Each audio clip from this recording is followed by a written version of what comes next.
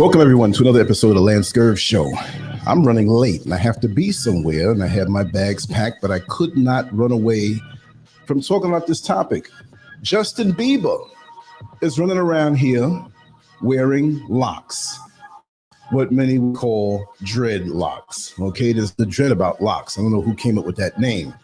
But anyway, you know, it's why do they always feel as though they can take our culture and wear it like a fashion statement? That sense of entitlement that they are down with us, or they want us to think that they are down with us. If they wear their hair a certain way, or they get their tan, or they get their butt lifted with shots. They want to be us so bad, but they really can't stand us. But it goes deeper than that, because to me, it's a sense of entitlement. Like, hey, I can just come along. I don't like you, but I want to take what you have. It's just like if you look back in their history and people can say, well, that's hate speech and I'm going to report you. For what? Saying they? You know what I'm talking about. You have to know how to talk on YouTube or they'll shoot you down. It's getting rough in these YouTube streets these days, I will say. But have you ever wondered when they like to go hunting and kill a bear or kill a deer or just kill? And then to make matters worse, they put the deer's head on the wall and hang it. And you have a symbol of death, of conquering, of being dominant. And they love that. The bear skin rug. And you see the poor bear's mouth in his head and just laid out dead. They love the symbols of death. Let's not talk about Christianity and the cross that we just suck up so fast. But they feel as though they can do this and get away with it. To me, it's almost like saying F you and putting a finger up in your face. And we so readily feel good when we aid in their taking of our imagery, our culture, to partake in it, and we show them all the secrets. We have those here in the motherland who are so brainwashed, and really all over the world, that when one of them come around and we have something sacred, we all of a sudden, come, let me tell you the secrets. Let me tell you the spiritual secrets. Let me show you how to cast spells. Let me show you this, show you that. And we just feel so validated. Then you're not really into who you are. Because if you were really into who you are, you wouldn't let them in. Like I said, them and they, that's going to be a new hate speech word on social media. But you know exactly what I'm talking about. And the funny part about it is many of us are honored when we are chosen by one of them. And so when we have one of the brothers walking down the street, arm in arm with one of them, they just feel as though I've made it. And they're looking for the other brothers to see the look on their face, to see if they have the shock or jealous look, because we all acknowledge this European standard of beauty. And we want this also because this is better than what we have at home. Not knowing that the male version of them is a sign of dominance that they have conquered when they have one of our sisters on their arm. But it's not love. It's about conquering, because we have so many of our sisters who they push their nose up when they see a brother, like, look at me. You've treated me so bad. You didn't like me. You didn't accept me. You put me down for that one of them women. Now look, he appreciates me.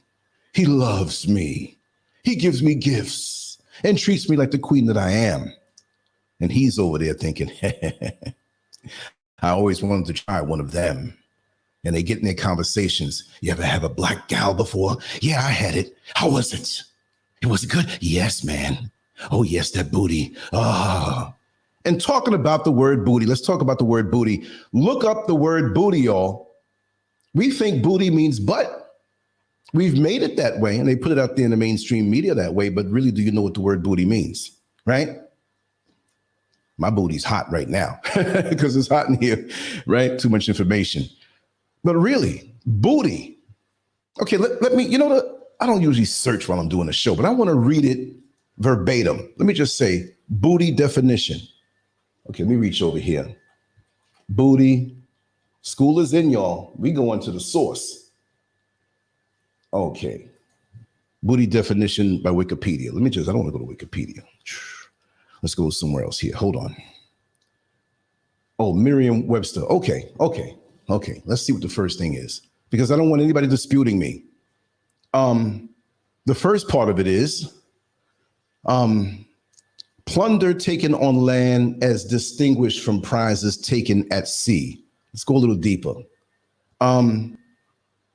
Okay, there's a booty definition here that talks about the butt. Okay, let me just find the right one that kind of explains everything, because that might go over somebody's head. And again, I have to get out of here quick. Plunder taken from an enemy in time of war. Goods and property seized by force or piracy. Goods or property seized by force or piracy. Goods or property seized. We're in a war, y'all, for survival. And some of us don't even realize it. And when they put out there that, all women who have the best backsides and derrieres in the world, we know that. But they coined this term booty, which was always around. And they say that, and then many of us buy into that. Hey, man, I get some booty tonight, man. It's been a while. I got a dry spell going on. Booty. So you're saying that you are conquered because your woman is the booty, your woman is the prize. And when you see these black sisters walking down the street with one of them, and they feel proud to be captured and conquered, and they feel like they're the conqueror because he has one of them. You might as well, sisters, put a leash around your neck and make him walk around with it, because that's how he feels you are his pet, believe it or not. I just don't understand. And black men, you feel, well, I'm the one on top of her, giving it to her. You're a fetishist, man. That's all you are in this culture. You see, there's just a lot of technology going on in the world. And look at it. We all know about these personal ads from back in the day and even now.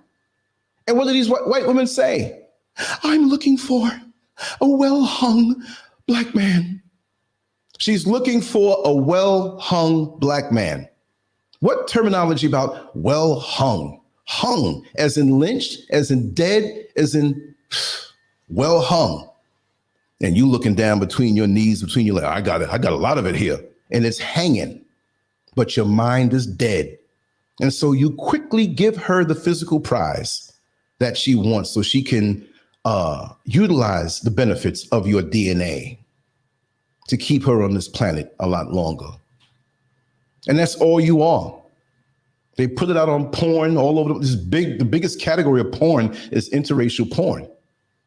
You think, well, yeah, the world's coming along, man. I can get what I want. No, they're putting it in your head. They're dominating your mind to be away from your own sister.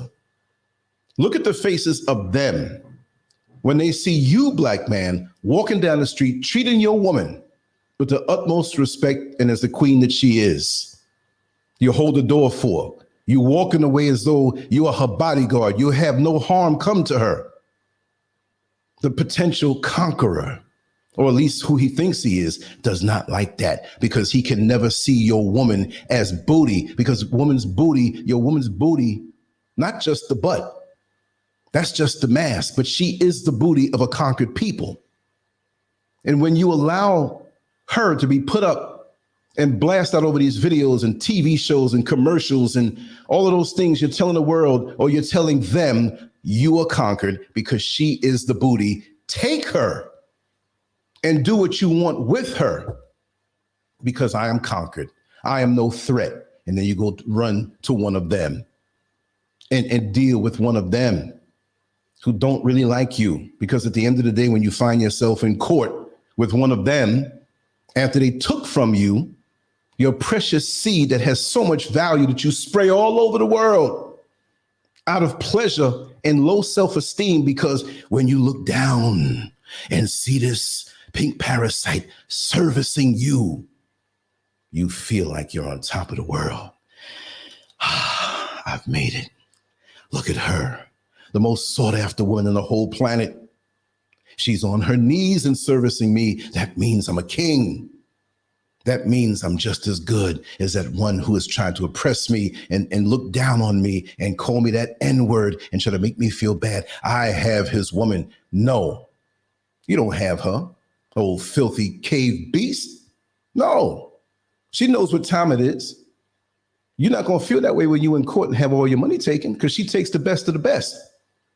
You celebrities, actors, actresses, athletes, whatever, whoever, you a lawyer, oh, they're there because they're going to take that money that they get from you. And you think that she's going to bring it back to the black community when she takes it away from you? No, it goes right back to them. But you felt that you were dominant and on top of the world because they served you. But it didn't feel good when you got served those papers. So all of this stuff with our culture and our look, which Justin Bieber wearing locks, he can do what he want to do. But it's brainwashing. They're not there for us. They're not with us. We are going to be in their mind, if they have their way, that deer on the wall and that bearskin rug on the ground are conquered people completely, but the remnants of us will be where they have put on the mantle. They put on the headdress. They put on, look at the American Indians, AKA Native Americans. They love to have all the displays up in the museums, but look at them now. Drinking problems, suicidal, beating their wives, cooped up. They say, well, at least they have the reservation. What? Those are ghettos. Look at the conditions. It's no different than the hood. See, they'll come take everything you have and give you back 5%, make you feel that you have to feel good about the 5% you have. How'd you like it if somebody came into your house, those of you who have a house in a backyard, the dog house, and say, we're taking this whole house, but you can live in the dog house. Oh, we're happy in the dog house. That's not proper conditions of living. And it's not proper conditions of living the way we live in America, in the UK, going to work scared because this supervisor might fire you and you got a house and car and kids to pay for. But then we applaud when one of them takes our culture, takes our look, which you could never be us. You can do whatever you want to do. You'll only be a black man in drag, Justin Bieber, and all those who are like that. But they feel it's a game and we let them in so easy. Oh, Justin Bieber, he's wearing locks. Subconsciously, you're saying, he understands our struggle. He's one of us. They don't give a damn about you. They basically taking your stuff and going, nah, nah, nah, nah. You think he's going to refuse white privilege? There's a lot of symbolism going on here. And it is not a cultural appreciation. It is not appreciation.